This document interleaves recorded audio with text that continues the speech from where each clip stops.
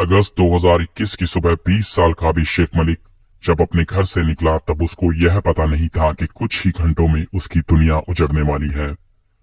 जो अपने घर से निकला था उसके पिता प्रदीप मलिक उर्फ बबलू पहलवान, मां बबली देवी और बहन नेहा घर पर ही थे। अभिषेक रोहतक में एक अच्छी फैमिली से बिलोंग करता था। उसके पिता प्रदीप मलिक प्रॉपर्टी डीलर थे और इनका वो काम बहुत ही अच्छे से चल रहा था। 45 साल के प्रदीप मलिक अपने बच्चों पर जान छिड़कते थे। उनके बेटे अभिषेक और बेटी नेहा का ऐसा कोई भी शौक नहीं था जो उन्होंने पूरा ना किया हो। यहाँ तक कि घर के नेम प्लेट पर भी अपने बेटे अभिषेक मलिक का नाम उन्होंने ऊपर लिखवाया हुआ था और अपना खुद का नाम नीचे। और यही नहीं, अपने बेटे अभिषेक को उन्होंने होंडा सिटी कार दे रखी थी और खुद वो एक स्कूटी से चलते थे। बेटी नेहा के बर्थडे पर उसको सोने का ब्रेसलेट और डायमंड की रिंग मिलना एक आम बात थी। दोपहर के तकरीबन 1 बजे अभिषेक ने अपने पापा को फोन किया पर उन्होंने फोन नहीं उठाया। कई बार फोन करने के बाद भी जब उसके पापा ने फोन नहीं उठाया तो उसने अपनी माँ को फोन लगाया, लेकिन उन्होंने भी फोन नहीं उठाया। और फिर उसने अपनी बहन नेहा और नानी को भी कई बार फोन लगाया, लेकिन घर के किसी सदस्य ने फोन नहीं उठाया। फिर परेशान होकर अभिषेक ने अपने मामा को फोन किया, जो अभिषेक के घर से पास ही रहते थे।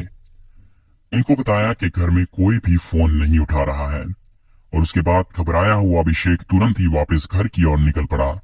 लेकिन जब 2 बजे के करीब अभिषेक अपने घर वापस पहुंचा तो वो हैरान रह गया, क्योंकि घर के गेट पर ताला लगा हुआ था। यह देखकर अभिषेक और भी ज्यादा परेशान हो गया, क्योंकि उस दिन तो उसके घर वालों का कहीं भी जाने का प्लान नहीं था। उसने दोबारा फिर से अपने घर के सदस्यों को फोन लगाया, लेकिन सबके फोन या तो स्विच ऑफ मिले या उठाए ही नहीं गए। और बदहवास अभिषेक का दिल किसी अनहोनी की आशंका से जोर जोर से धड़क रहा था। धीरे धीरे पड़ोसी और रिश्तेदार भी मलिक परिवार के घर के सामने इकट्ठे होने लगे थे, लेकिन किसी को समझ नहीं आ रहा था बिना किसी को बताए पूरे का पूरा परिवार आखिर कहाँ चला गया। और अभिषेक से जब रहा नहीं गया तो वो अपने चाचा के घर से लगी दीवार को फांद कर अपने घर के अंदर गया। अंदर का नजारा देखकर अभिषेक के गले से निकली हुई चीख से मोहल्ले वालों के दिल दहल गए। घर के अंदर दरवाजे के नीचे से खून रिस रहा था। साफ दिखाई दे रहा था कि घर में किसी खौफनाक वारदात को अंजाम दिया गया है। आखिर अभिषेक के घर वालों के साथ क्या हुआ था, यह सब कुछ किसने किया था, इस घटना की पूरी सच्चाई जानने के लिए आखिर तक हमारे साथ बने रहें। वीडियो में आगे बढ़ने से पहले आपसे एक छोटी सी प्रार्थना, प्लीज चैनल को लाइक एंड सब्सक्राइब कीजिएगा और इस छोटे से चैनल को ग्रो करने का मौका दीजिएगा। जब आप लाइक करते हैं तो यूट्यूब को लगता है कि वीडियो अच्छा है और वो इसे और लोगों को भी रेकमेंड करता है, और आपके एक छोटे से लाइक से हमारे चैनल को ग्रो करने का मौका मिलता है। चलिए अब आगे बात करते हैं घटना के बारे में। अंदर दरवाजे के नीचे से खून को देखकर अभिषेक की चीख पुकार सुनकर आस के लोग भी दीवार को फांदकर घर के अंदर चले गए। घर के अंदर के हालात बहुत भयानक थे।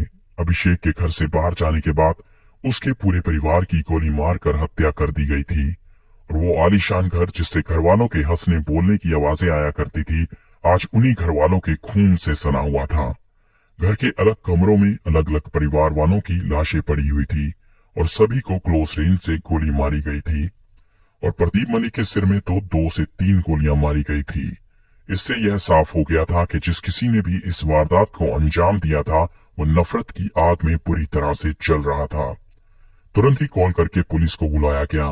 एक ही परिवार के 4 लोगों की हत्या की बात सुनकर रोहतक पुलिस डिपार्टमेंट भी हैरान रह गया और तुरंत ही रोहतक पुलिस प्रदीप मलिक के घर पर पहुंचती है। वहां अभिषेक का रो रो कर बुरा हाल था। उसकी दिल दहला देने वाली चीखों से लोगों का कलेजा मुंह को आ रहा था।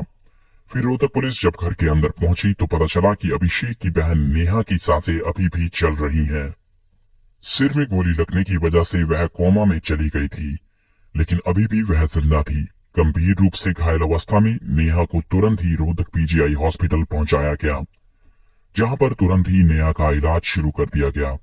नेहा के जिंदा बच जाने से एक आशा यह जगी थी कि हो सकता है अभिषेक का पूरा परिवार उजड़ने से बच जाए। अब रोहतक पुलिस के सामने कई सवाल खड़े थे, क्योंकि एक ही परिवार के 4 सदस्यों की सिर में गोली मारे जाने की घटना ने पूरे शहर में हलचल मचा दी थी। प्रदीप मलिक का प्रॉपर्टी डीलिंग का काम था, जिसे वो अपने भाई और साले के साथ करते थे। उन दोनों से पूछताछ करने पर ऐसा कोई नाम सामने नहीं आया जिससे प्रदीप मलिक की कोई दुश्मनी हो।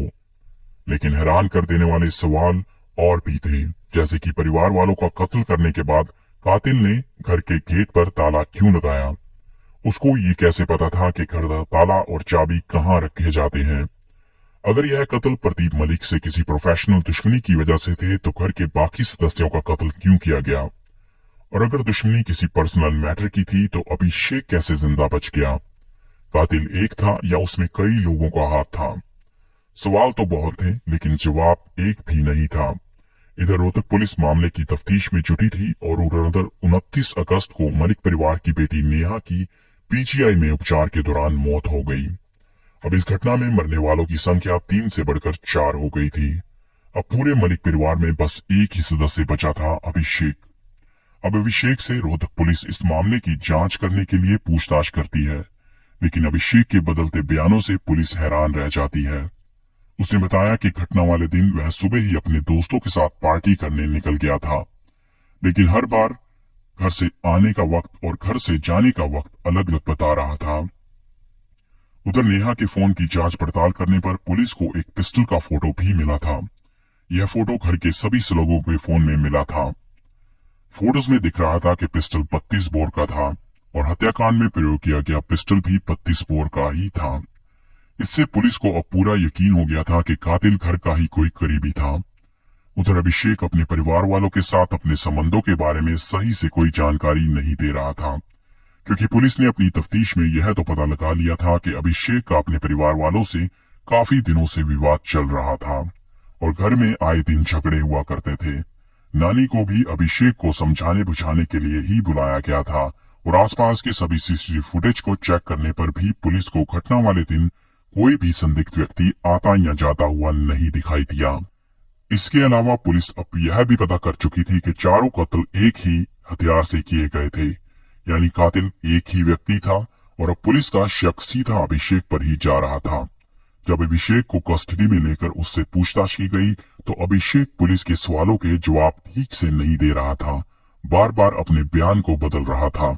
इसलिए पुलिस मजबूरन अभिषेक से सख्ती से पूछताछ करती है और फिर अभिषेक ने बर्बरता की जो कहानी सुनाई उसे सुनकर हर कोई हैरान रह गया।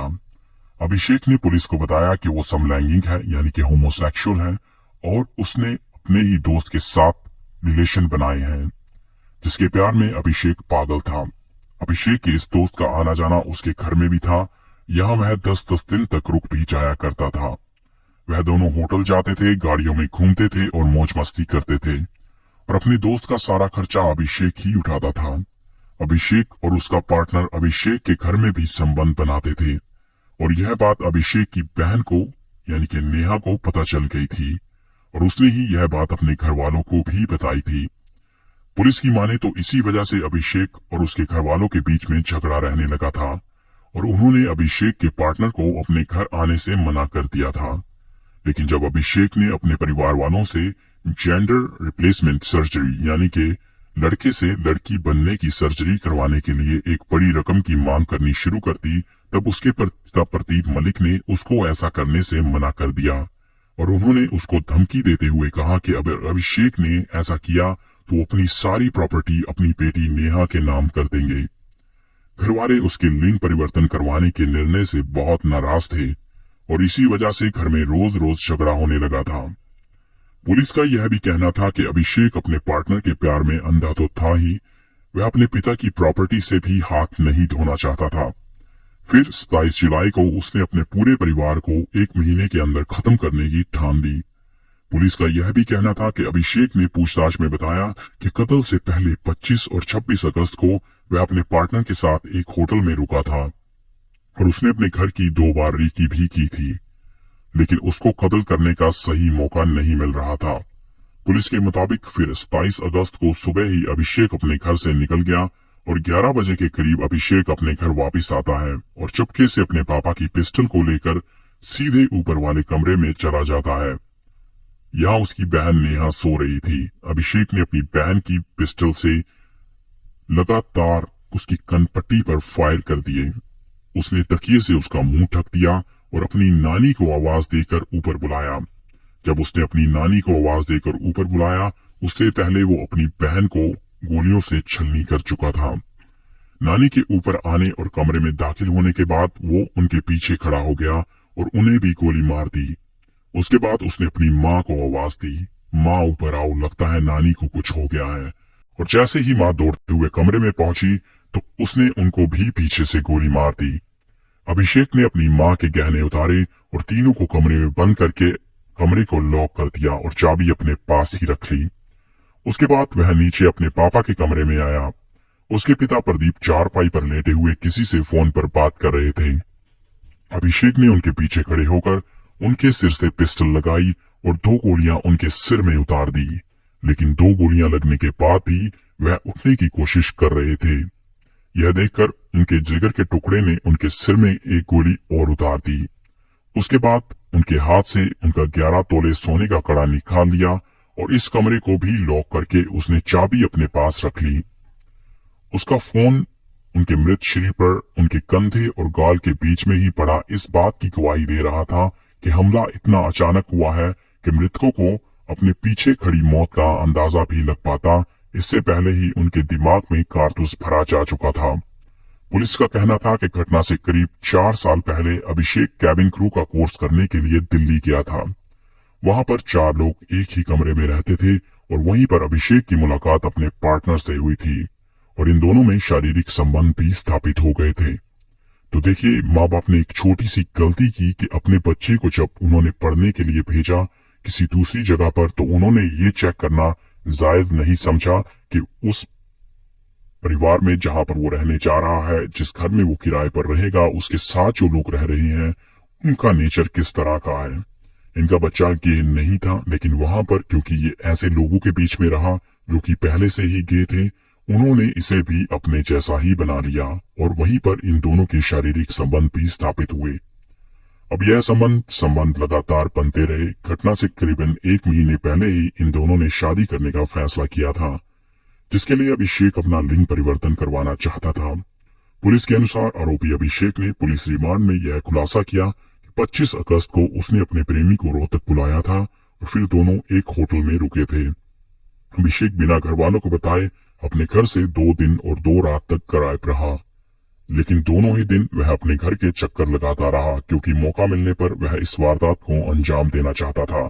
लेकिन 25 अगस्त को घर पर मेहमान होने की वजह से वो अपने इस प्लान में कामयाब नहीं हुआ और 26 अगस्त को पड़ोसियों की वजह से मलिक परिवार बच गया। 27 अगस्त को उसने एक बार फिर से घर की रेकी की और मौका मिलते ही अपने माँ बाप को मौत के घाट उतार दिया और अपनी बूढ़ी नानी और नाबालिग बहन को भी नहीं छोड़ा। सारे परिवार वालों को कत्ल करने के बाद वो सीधा अपने पार्टनर के पास होटल पहुंचा। फिर दोपहर के 1 बजे से उसने रोने धोने का ड्रामा शुरू कर दिया। इस पूरे कांड में सबसे दुखद बात यह थी कि जिस पिस्टल से उनके पूरे परिवार को मिनटों में खत्म कर दिया गया, उसको अभिषेक के पिता प्रदीप मलिक स्वयं ही लेकर आए थे और न केवल उसे लेकर आए थे बल्कि अपने अभी बेटे अभिषेक को पिस्टल चलाना भी प्रदीप मलिक ने ही सिखाया था। इस केस के बारे में बात करें तो फिलहाल अभिषेक जेल में है और मुकदमा चल रहा है। अभिषेक के वकीलों का कहना है कि अभिषेक निर्दोष है और उसको फंसाया गया है। अभिषेक ने भी सीबीआई जांच की मांग की है और अभिषेक का कहना भी यही है कि इस केस की सीबीआई की जांच होनी चाहिए ताकि पता चल सके कि इस वारदात को किसने अंजाम दिया और मुझे क्यों फंसाया गया। तो दोस्तों, आप ये पूरी घटना ये सुन चुके हैं और आपको अंदाजा हो गया होगा कि माँ बाप की एक छोटी सी गलती, यानी कि जब उन्होंने अपने बच्चे को कैबिन क्रू का कोर्स करने के लिए भेजा, जब वो इतने ही अमीर थे तो वो कोशिश कर सकते थे कि उनका बेटा वहां पर अकेला ही रहता, बजाय कुछ पैसे बचाने के लिए उन्होंने उसे शेयरिंग वाली कोचिंग में या जहां पर शेयरिंग में लोग रहते थे वहां पर रहने दिया। यहीं पर रहने की वजह से वो बुरी संगत में आया, जो कि पहले गे नहीं था, वो गे बन गया। दूसरी चीज, जब हम किसी इंसान को जरूरत से ज्यादा सब कुछ दे देते हैं, जब उसे किसी भी काम को करने की नीड नहीं रहती, तो अक्सर कहा जाता है कि खाली दिमाग शैतान का घर।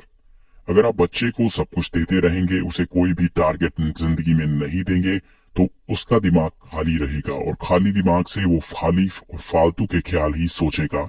इसलिए जब भी कभी छुट्टियां हो, कुछ भी हो, आप अपने बच्चे को कुछ ना कुछ टारगेट, कुछ ना कुछ काम जरूर देकर रखिए।